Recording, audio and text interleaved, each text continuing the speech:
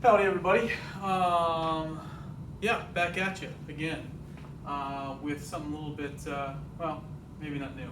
Transitioning a little bit though. So we're trying to get into kind of into a new unit, away from sort of standard Mendelian inheritance, kind of in its classical form, and talking a lot about the research that has been done to kind of unearth those principles. And now we want to transition to something maybe that feels a little bit more relevant. Okay, so it's going to be things that feel a little bit closer to studying human genetics or studying inheritance in humans. We're not going to exclusively study human genetics from here on out, but this is going to be a focus of where we go, just because I think that gives this a little bit more importance, a little bit more relevance, things like that. Okay, and so one big point I want to try and make before we kind of dive into today's little short lecture is the broad statement that studying human genetics, and specifically studying inheritance in humans, is actually quite hard. Up to this point we've talked about experiments using pea plants, a lot of experiments using Drosophila, even sort of very, very important genetic studies involving the Northeast Iowan river slug.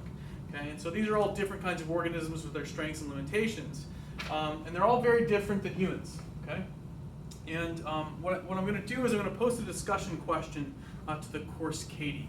And just like the last discussion question, I'm going to require you to respond to this one. It's going to be worth 1 point. And so the discussion question I'm going to post is what are all the reasons you can think of that make studying the genetic basis of human inheritance difficult? Okay, so humans aren't a really good model system. All those other systems are trying to maybe model what's going on in us. And so I want you to dive into that a little bit. I want you to really kind of think hard about what are all the challenges, obstacles that we encounter as we're trying to study the genetic basis of inheritance in humans in particular. I think your book mentions a couple of them, but I want you to kind of go beyond that, extend it a little bit. So I want you to post a response, and I want you to include 3 reasons that studying genetics in humans is difficult. And then I want you to read the other responses of the students. Okay, I want to try and generate a little bit of discussion between you if possible. Look and see, number 1, did they come up with any different reasons? Hopefully kind of amongst everybody in the class, we can come up with a nice set of different challenges, obstacles, etc. And then the other thing, if you're, as you're reading through this, if someone has a reason or a response that's somewhat confusing, go ahead and reply to them and ask them to maybe clarify their response a little bit. And that's one way you can maybe start to get a little bit of conversation going in between us. Okay? All right, so look for that discussion question. I'll post it later today. That's going to be worth 1 point, and it's going to be due by Sunday at 11 p.m. Okay, so really low stakes again, but I want to sort of make sure everyone's kind of chiming in and giving their thoughts on this one. Okay, so today we are going to transition to one of the more major tools of genetic analysis in humans, and that's this thing right here. So hopefully you've done a little bit of reading about this, and I'm going to kind of just quickly go over some of the key aspects of this, but this is called a pedigree. Okay. So a pedigree is a major sort of tool that can be used to analyze the inheritance of traits in humans. So the definition of a pedigree, it's an orderly diagram of relevant genetic features of an extended family. You can kind of see this here. This here represents 3 generations of a family. We'll dive into the symbols here a little bit and what they mean. So what a pedigree allows for is a systematic analysis of the inheritance of a trait in a family. Okay, so it's a way that you can actually sit down with a genetic counselor and they can map out a particular trait in a family over time, and can start to sort of make some predictions in terms of what are the chances that you may possess a gene for a trait, or that you'll pass this trait on to your children. So this ends up being a pretty important tool that's still even used today. So I want to just kind of briefly walk through an intro to what a pedigree is, identify some key symbols, and then I'm gonna post a worksheet for you to work on over the course of the next week that actually has you go through a set of 5 different pedigrees, and it's going to be up to you to determine what the mode of inheritance is for the trait in that pedigree. And so I'm going to give you a bit of an intro on this lecture, then I'll leave it up to you to kind of dive into that a little bit on your own. Okay, so just a few key symbols here to read a pedigree. What are we looking at here? Okay, so the 2 big important ones are sex. Okay, so the squares are males, and the circles are females. So you can see up here, this is a male here, and a female. Oops, did that one backwards. Male and a female right there. Okay. The other sort of maybe just as important annotation in this pedigree is either shaded versus not shaded. Okay. And so this is going to be really referring to the trait and whether or not it's expressed. Okay. So an individual that has their symbol shaded in, this is known as an affected individual. Basically, it just means that they're expressing the trait. Okay, and then an individual that's not shaded in is unaffected.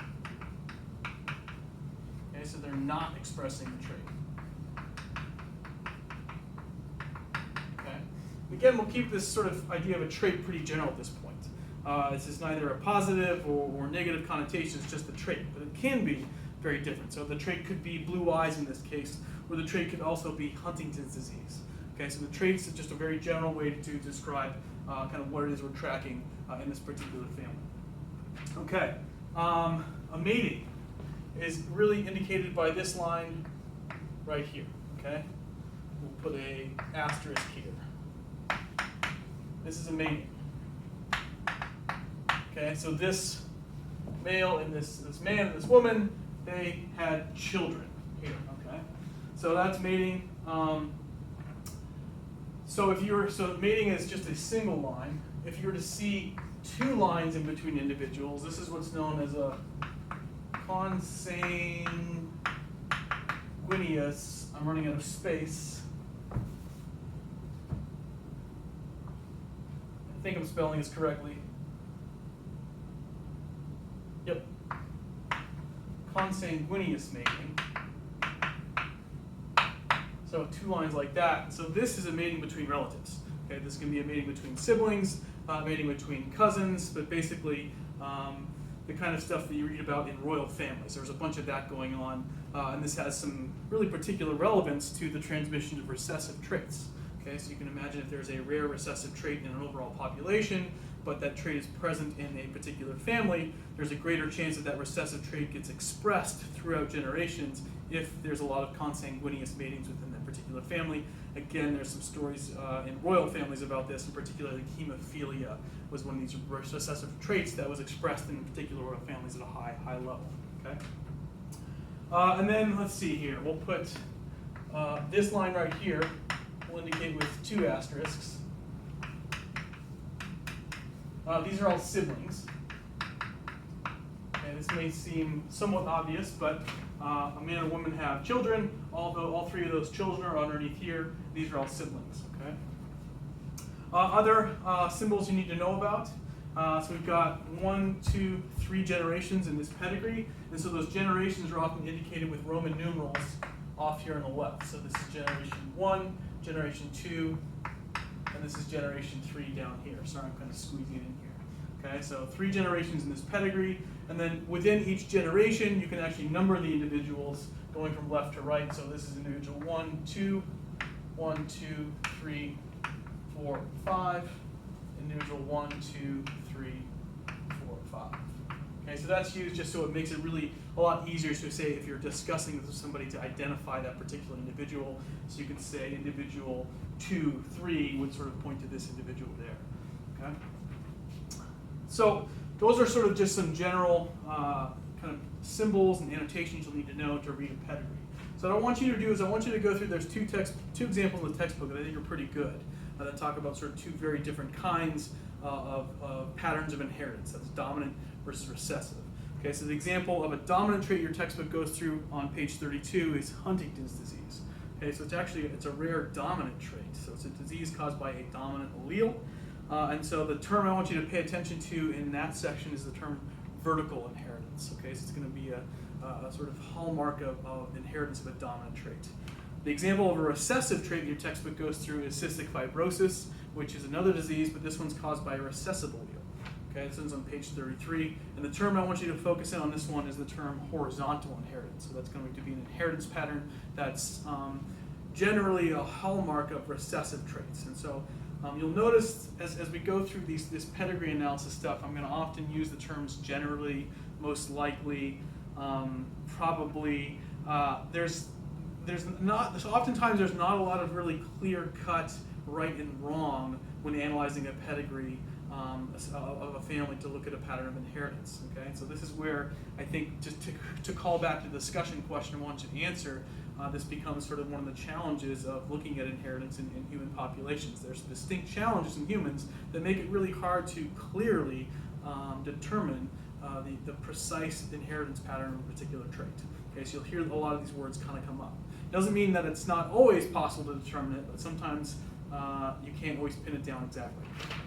Okay, and so I want you to go through those examples in the textbook, and then I'm going to post, I think later today, it's going to be a worksheet on pedigrees. Okay, so this is going to be a chance for you over the course of the next week to kind of dive into this a little bit. And there are going to be some example pedigrees. In fact, there are 5 of them here in the back that all show the inheritance of a particular trait, and each of these traits have a different mode of inheritance. And it's going to be up to you to determine what is the most likely mode of inheritance for each of the pedigrees shown in this trait.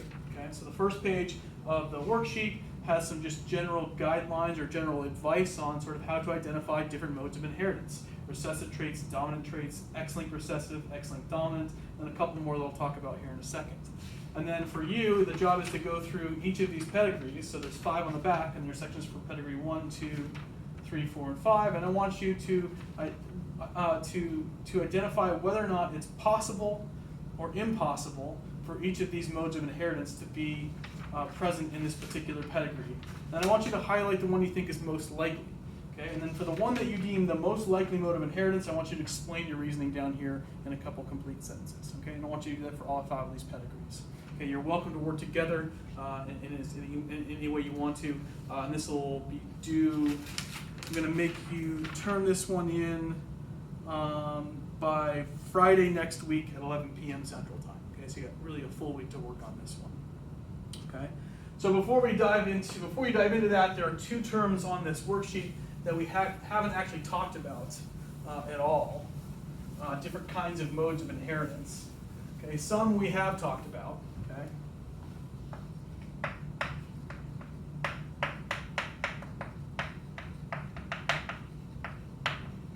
Okay, so some terms that you should be very familiar with: autosomal versus sex-linked, dominant versus recessive,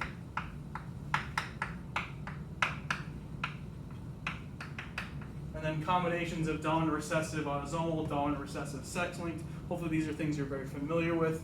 But there's 2 more that I want you to be aware of kind of before you dive into this. And there's the one mode of inheritance you need to be aware of is what's called holandric, aka Y-linked. Okay, so this sex-linked is pretty general. This can be most often be referred to as X-linked. At least most of the traits we study. But it's possible, I mentioned this in a past lecture, for a trait to be Y-linked. Okay, so these are going to be traits regulated by genes on the Y chromosome. Okay, so they're going to be some distinct features of pedigrees showing holandric inheritance that you should be able to pick up on right away. Okay, and so then the last one that we haven't talked about at all is mitochondria. It's not something we ever really talk about, but there's the nucleus isn't the only genome that we have in our cells. Okay, our cells actually have a small but very important genome present within the mitochondria themselves. Okay, and it encodes a host of important genes. And since there are genes on this mitochondrial genome, it's entirely possible for there to be traits regulated by different alleles in the mitochondrial genome. Okay, and so traits that are regulated by genes in the mitochondrial genome have their own distinct pattern of inheritance. And so I think rather than kind of give away what this looks like, I want you to consider who do we inherit our mitochondrial genome from?